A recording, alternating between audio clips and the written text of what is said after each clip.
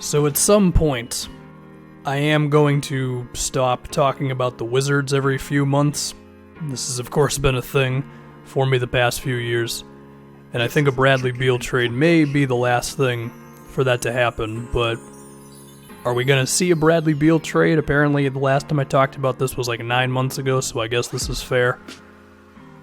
Well, it basically comes down to when Beal asks to be traded, and then whenever the Wizards feel like he's at his most valuable, they can get the most back for him, all that stuff.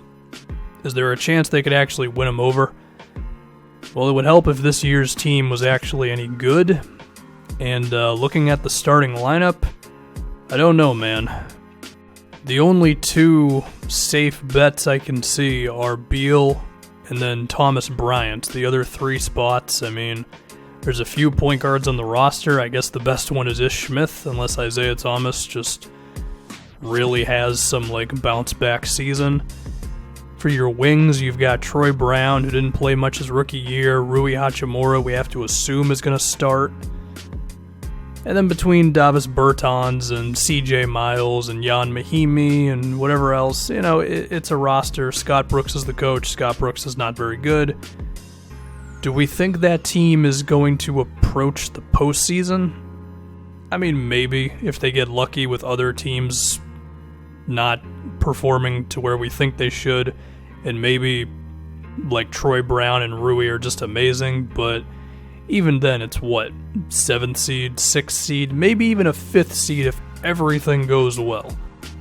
Would that be enough to convince Brad to stay? I don't know. I don't know the dude.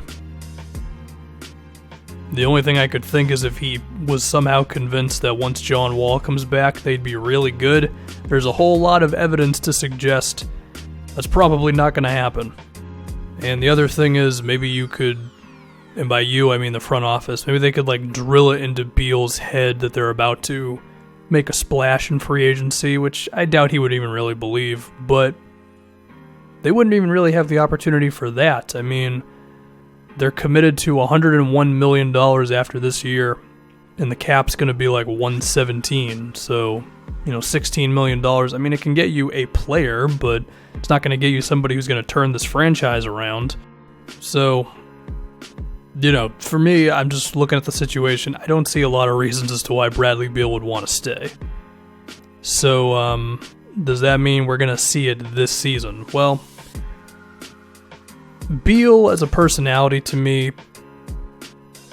I don't want to say passive, because I don't want that to sound like I'm saying he's a pushover, but it does seem like he's a bit of a go-with-the-flow kind of a dude. And as a result, maybe he'd be a little nicer when it comes to giving this team time or listening to them on some sort of a roadmap they have. So I'm not expecting 7 or 8 games into the season when this team is not good for Beal to just be like, all right, get me the hell out of here. Now, could I see that happening by the 35th game mark or something? Perhaps a little bit more. Maybe he's so nice he won't even say anything until he has 1 year left on his contract and he gets traded next offseason. I think that's a possibility as well. There's also a chance the Wizards just hold off on trading him for as long as possible because there's not a whole lot left here. And there is the rationale that I've used on Twitter before, which is basically, if you're going to trade Bradley Beal with 2 years left on his contract, what's even the point of having a basketball team in Washington at that point?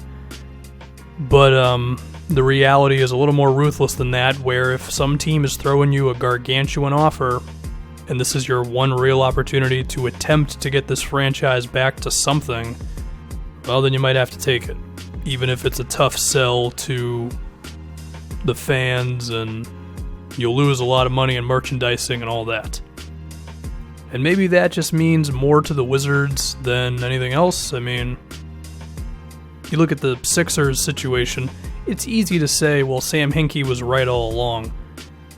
I mean, Philadelphia is a hell of a market, and they managed to hit a home run with Ben and Joel, but that doesn't mean it's going to work if somebody else tries to do it. So perhaps it really is possible that just keeping Bradley Beal is the best thing for the Wizards. I don't know. That's conversations that they're having, whatever. The other thing to be interested in is, would they attempt to put John Wall in the move? I'm sure they would love to, and to have a complete hard reset, but who the hell's actually taking John Wall? I mean, if I was some team, would I actually take both of them on? No, I wouldn't. Just flat out no. Unless I have a very, very specific situation, and there might only be one team in the whole league, which I'll get to in a second. Granted, I haven't thought of it that hard, and I'm stealing it from Sporting Logically when he told me on the podcast, but I'm still going to say it anyway. But it's going to be tough for anybody to talk themselves into taking on John Wall. Anyway, the one team I could picture doing it is the Raptors, because the Raptors have a whole lot of cap space coming up soon. They're committed to Siakam. After that, anything could really happen with that team. And if your starting point is Siakam and Brad Beal, that's pretty damn good. And then you just hope that John Wall doesn't suck, which, he could suck. But I can see the rationale for them going for that. Any other team, I can't really picture them being like, yeah, we'll take on John Wall to get Bradley Beal. Also, the Raptors could actually make that move work, like with Kyle Lowry's salary and Marc Gasol's, so that would, of course, be good for the Wizards to just get those expiring contracts. So, yeah, if you can think of another one of those, kudos to you, because I'm not even going to attempt to. Now, if we're looking at Bradley Beal just himself, well, damn near every single team would take the dude. Mid-20s-year-old shooting guard who still has 2 years left, or let's say he gets traded at the deadline, so it's like a year and 25 games left or whatever. And he can space the floor, he can create his own shot, he can be a something-time all-star, he was an all-NBA candidate, or he made it, and I just don't remember off the top of my head. But basically what I'm getting at is, you could name me almost any NBA team right now, and I'd be like, yeah, they should think about Bradley Beal. Like, the Bucks 100% should at least consider it, especially with the way Eric Bledsoe's been lately. Now, on the flip side, probably have to do extra draft compensation because in terms of players, don't exactly have the young dude who could be something or the expirings that I'm sure the Wizards would want. Already mentioned the Raptors. I know Philly has made a million moves, but if they could somehow get Bradley Beal in there, that would be great for them. I mean, it's every team.